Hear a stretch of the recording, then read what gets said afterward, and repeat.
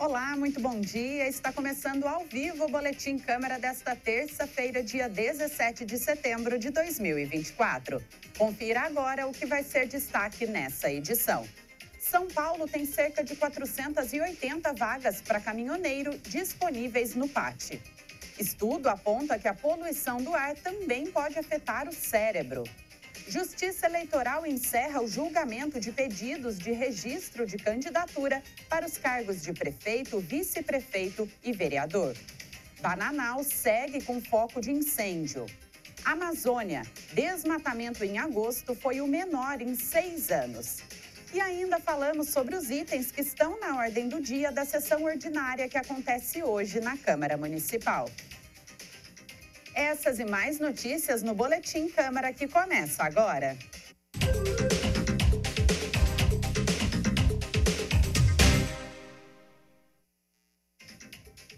Nós começamos o nosso boletim com as informações sobre o trânsito para você que vai utilizar as principais rodovias que cortam a nossa cidade.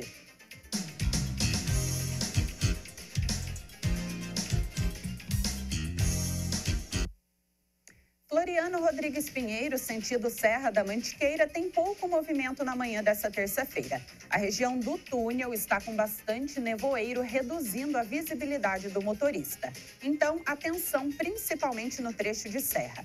Rodovia Oswaldo Cruz, sentido litoral norte, tem pouco movimento de veículos e é preciso se atentar nos trechos com mais neblina. O ponto mais crítico é na região de serra. Cuidado também com a pista molhada em razão da umidade no litoral. Essas informações são do DR, que é o Departamento de Estradas e Rodagem. Já a rodovia Presidente Dutra conta com tráfego intenso e congestionamento dos quilômetros 114 a 117, altura de Taubaté, em razão de um acidente. Atenção do motorista, mantenha a distância segura do carro à frente e cuidado com a curiosidade para evitar outros problemas. Em São José dos Campos, nos quilômetros 144 e 137, altura de Eugênio de Melo e do bairro Vila Industrial, tem trânsito lento em razão do excesso de veículos na pista. Nós temos imagens ao vivo da rodovia Presidente Dutra. Esse é o quilômetro 110, altura aqui de Taubaté. Então, a gente vê que já não tem mais reflexos do acidente que aconteceu ali no quilômetro 114. Ele foi no sentido Rio de Janeiro, São Paulo, que é o lado esquerdo da pista, para você que acompanha aí as imagens. As câmeras e também as informações são da CCR Nova Dutra, a empresa que administra a rodovia. O estado de São Paulo tem cerca de 480 vagas de emprego para caminhoneiro disponíveis nos PATs. Mais informações com o repórter Lucas Levin. No dia 16 de setembro, é comemorado o Dia Estadual do Caminhoneiro. A data foi instituída pelo governo do estado de São Paulo em 2023, para reforçar a importância destes profissionais para o funcionamento da economia, não apenas do estado, mas de todo o país. Em virtude da data comemorativa, o Posto de Atendimento ao Trabalhador, iniciativa da Secretaria de Desenvolvimento Econômico que encaminha candidatos ao mercado de trabalho, anunciou que estão com 479 vagas disponíveis. Para se candidatar a uma vaga de emprego, é necessário comparecer ao PAT com RG, CPF e carteira de trabalho. Aqui em Taubaté, há 2 unidades, uma dentro da Rodoviária Nova e outra no Poupa Tempo, localizado na Avenida dos Bandeirantes, número 808, Jardim Maria Augusta. Obrigada, Lucas, pelas informações. E os PATs oferecem, além dessas vagas, informações relacionadas à carteira de trabalho e previdência social, seguro-desemprego, atualização de cadastro de emprego e inscrição para cursos de qualificação. E para você que nos acompanha, você pode participar aqui do nosso programa. Entre em contato conosco pelo WhatsApp, que é o DDD 12 3625 9525. É esse número que aparece aqui na tela para você. Você pode mandar a sua opinião sobre as matérias e as notícias que nós trazemos aqui, sobre a pauta de votação das sessões, sobre os projetos apresentados pelos vereadores e também sugerir temas para nós trazermos aqui no Boletim Câmara. Fique à vontade para participar do nosso programa. Eu aguardo a sua mensagem.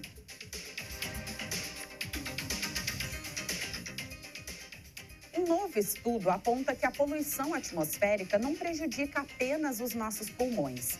Ela impacta negativamente a nossa mente. A repórter Tânia Vinhas explica mais sobre essa descoberta.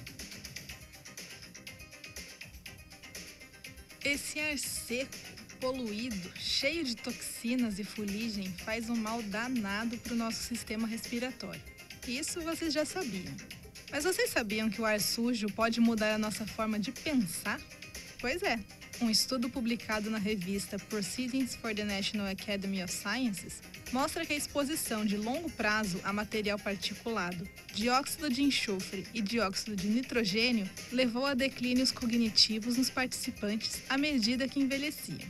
Ainda não existe uma explicação sobre como exatamente os poluentes do ar interagem com o cérebro, mas Xin Zhang, autor do estudo e pesquisador da Universidade Normal de Pequim, especula que a poluição do ar provavelmente causa mais danos à substância branca do cérebro, que está associada à capacidade de linguagem. Os homens com menor escolaridade foram os mais afetados, e as suas pontuações nos testes foram piorando gradativamente. A teoria é que, como os cérebros femininos têm, em média, mais matéria branca do que os masculinos, os danos a essa região no cérebro colocariam aqueles com menos matéria branca, os homens, em maior risco de sofrer declínios cognitivos.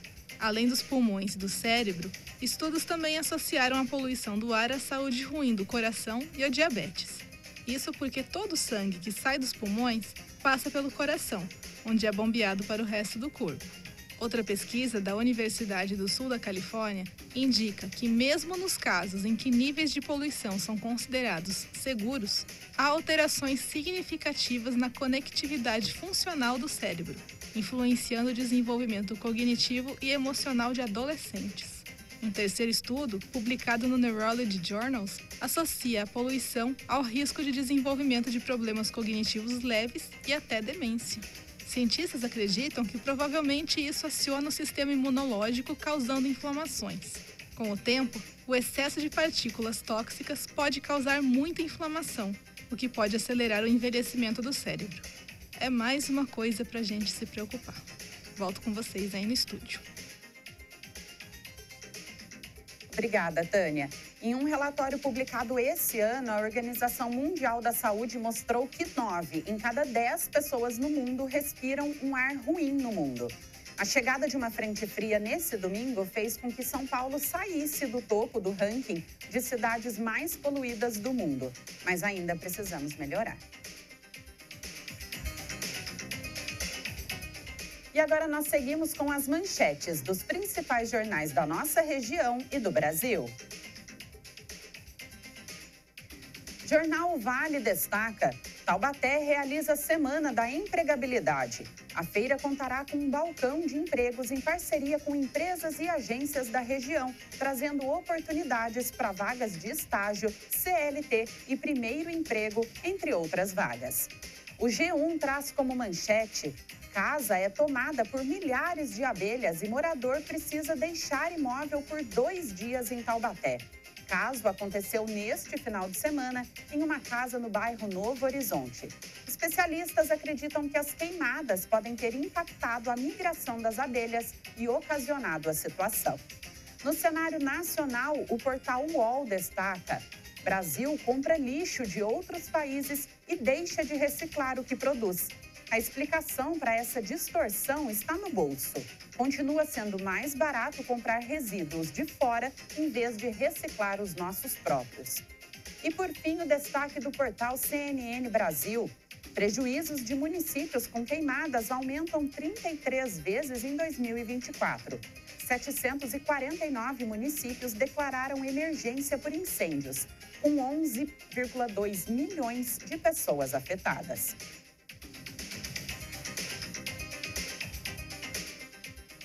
E agora seguimos o nosso Boletim Câmara com o especial Eleições.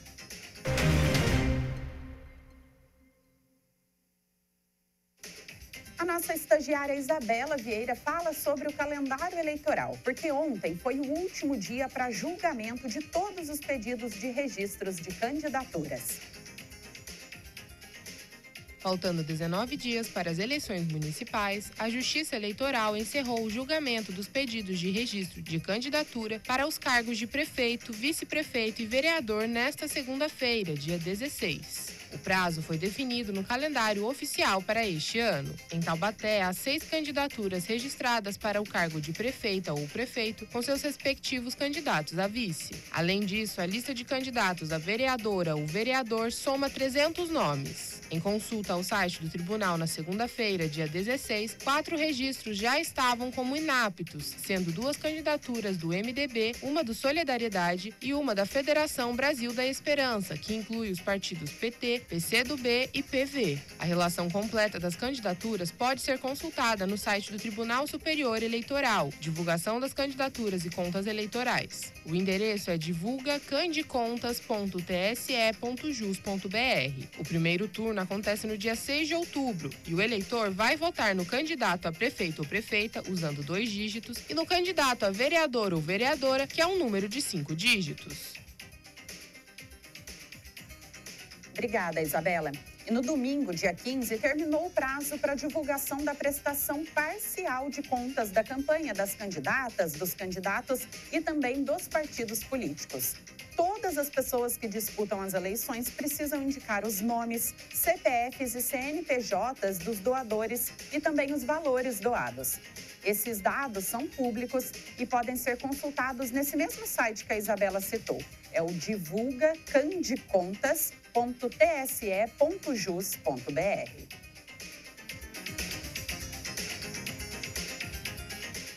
Mais de 34 milhões de pessoas vão escolher em menos de um mês prefeitos e vereadores em 645 municípios do estado de São Paulo. As urnas eletrônicas, que serão usadas nas eleições 2024, passam por auditorias e testes periódicos para garantir a segurança do pleito. Um dos instrumentos que reforçam a transparência do resultado da votação são os boletins de urna, conhecidos como BUs, emitidos pelos equipamentos logo após o encerramento de cada sessão eleitoral. Os BUs exibem a quantidade de votos de cada candidato ou candidato e podem ser utilizados para contagem manual. Em cidades pequenas, devido à apuração dos votos registrados nos BUs, é possível que a candidatura vencedora seja conhecida antes mesmo da divulgação oficial do resultado pelo Tribunal Superior Eleitoral. Assim que uma das vias do boletim de urna é afixada na porta da sessão eleitoral, os fiscais escaneiam o QR Code impresso no BU usando o celular. E aí eles já têm o resultado daquela urna.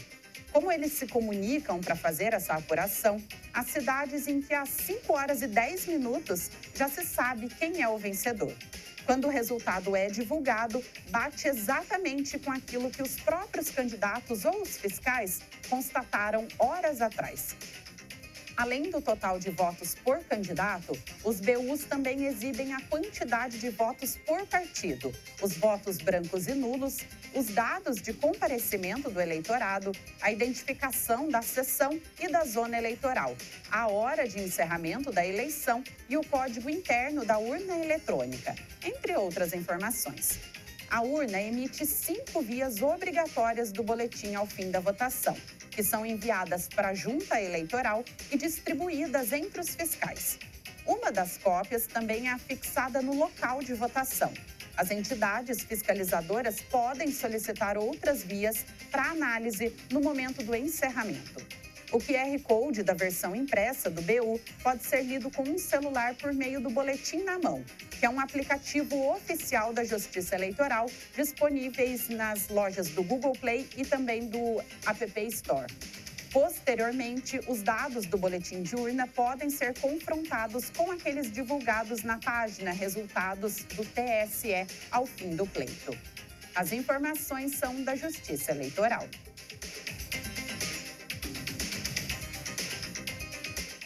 Um balanço emitido pela Justiça Eleitoral mostra o cenário de candidatos e candidatas às eleições desse ano e o percentual de concorrentes, separado por gênero e cor. As informações são da nossa estagiária Ariane Viana. Estão disponíveis na página do Tribunal Superior Eleitoral, o TSE, os percentuais de candidaturas femininas e masculinas e de pessoas negras e não negras separadas por partido político. Foram registradas 456.310 candidaturas e a proporção no cenário nacional é de praticamente uma mulher para cada 2 homens. Segundo os dados, foram registradas 155.000 candidaturas de mulheres e 301.310 de homens. Ainda no cenário nacional, o número de pessoas que se declaram negras supera o número de não negros. Entre as mulheres, há 80.645 que se declararam negras e 74.355 não negras. Entre os homens, são 159.942 negros e 141.368 não negros. Em Taubaté, esse cenário se inverte, com a maioria se declarando não negro. Entre as mulheres, 79 se declararam como não negras e 21 como negras. Entre os homens, 152 se declararam como não negros e 59 como negros. De acordo com o levantamento, a maior proporção de candidatos homens negros aqui em Taubaté foi registrada no PSB, com 53,85% dos registros, seguido pelo PV, com 50%, e pelos partidos Podemos e União, com 35,72% cada. Com relação às mulheres negras, a maior proporção é encontrada nos partidos Avante, PDT e PSB, cada um com 57,15% de representantes negras. Em seguida vem o Cidadania e o PSDB, com 50% de candidatas negras. Obrigada pelas informações. E esses números citados pela Ariane são usados pela Justiça Eleitoral para distribuição do fundo eleitoral e também do fundo partidário. A destinação desses recursos tem como objetivo cumprir o princípio constitucional da igualdade e estimular a participação de mulheres e de pessoas negras na política.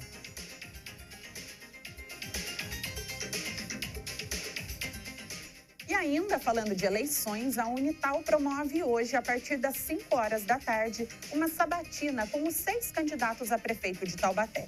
O evento será realizado no auditório da Unital e vai possibilitar ao público conhecer as propostas de cada partido para a universidade. O organizador do evento, o professor Moacir Santos, falou sobre a sabatina com o nosso estagiário Luiz Martins. A sabatina contará com as mesmas regras para todos os candidatos e haverá um número equitativo de perguntas para cada bloco e respeitando a divisão da universidade em 3 setores: os discentes, os docentes e os servidores técnico-administrativos. Desse modo, todos que participarem da sabatina contarão com as mesmas condições em relação à participação e também as questões que podem ser apresentadas durante esse evento. Há uma ampla divulgação da sabatina, inclusive para a coleta de perguntas que possam interessar aos diferentes segmentos que compõem a universidade. E no período anterior à sabatina, pelos meios de comunicação da universidade, o evento será amplamente divulgado, com possibilidade de participação e acompanhamento da comunidade interessada.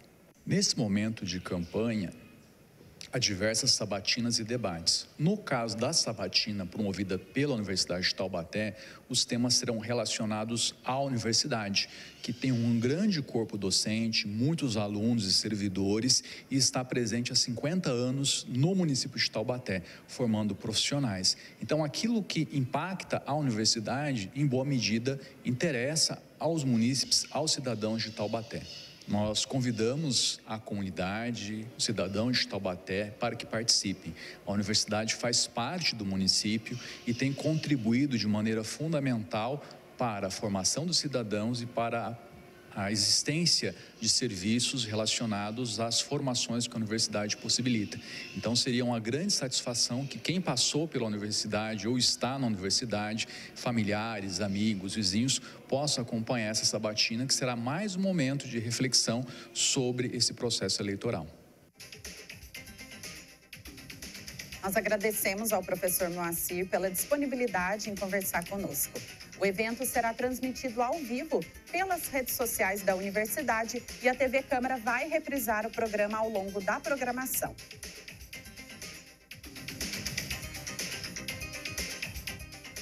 O estado de São Paulo tem 11 cidades com focos ativos de incêndio. Uma delas aqui na nossa região. As informações são do nosso repórter Lucas Levin.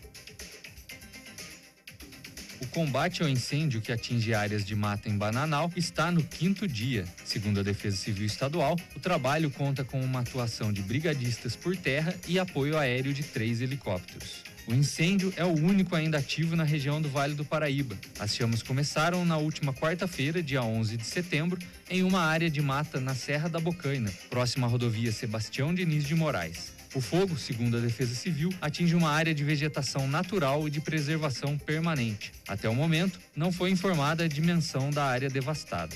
O estado de São Paulo tem ainda outras 10 cidades com focos ativos de incêndio. Todo o estado, entretanto, está em situação de emergência por causa do alto risco de incêndios. O Instituto Nacional de Pesquisas Espaciais, o INPE, já registrou em todo o estado de São Paulo quase 1.000 focos de incêndio só neste mês de setembro. Obrigada, Lucas. E por conta dessa situação ainda alarmante, o governo prorrogou o fechamento dos parques e unidades de conservação até o dia 29 de setembro. E agora nós seguimos com a previsão do tempo. Nessa terça-feira, o tempo é de sol, com muitas nuvens durante o dia e períodos de céu nublado. À noite, terá muitas nuvens também. As temperaturas variam entre 17 e 22 graus, uma diferença de 3 graus a menos se comparado com ontem, segunda-feira. Não há previsão de chuva, mas a boa notícia é que no período mais quente do dia, entre meio-dia e 4 horas da tarde, a umidade do ar estará em 58% e pode chegar em até 74% no final do dia. É uma boa notícia, né? Considerando que nós estivemos aí enfrentando um tempo bastante seco e prejudicial à saúde nos últimos dias. O sol se põe às 5 horas e 56 minutos. As informações são da Clima Tempo Meteorologia. Segundo o governo federal, a área sob alertas de desmatamento na Amazônia em agosto de 2024 foi a menor em 6 anos. A repórter Tânia Vinhas volta ao nosso boletim agora com as informações da agência Gov.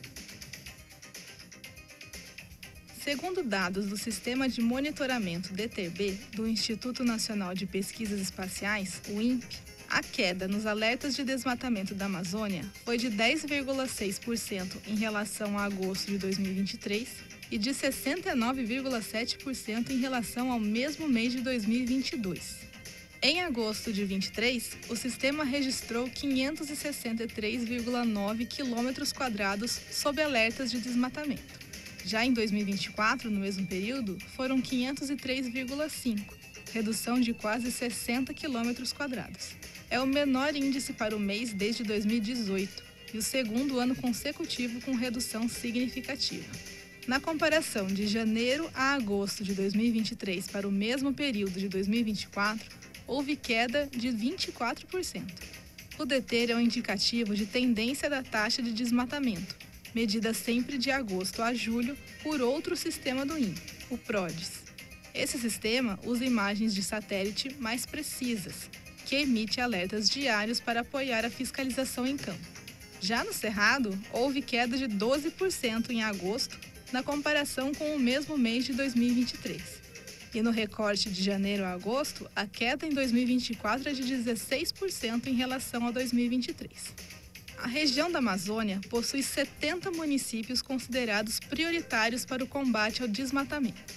Dessas cidades, 48 aderiram ao programa União com Municípios, do governo federal, que prevê repasses de R$ 785 milhões para ações ambientais. Os recursos são destinados a ações a partir da lógica do pagamento por performance. Quanto maior a redução anual do desmatamento e da degradação, maior será o valor investido. Volto com vocês. O desmatamento é o principal problema ambiental no Brasil, desde sempre. É uma questão histórica que acontece desde a chegada dos colonizadores portugueses. É uma luta de 524 anos. Precisamos evoluir, né, Tânia?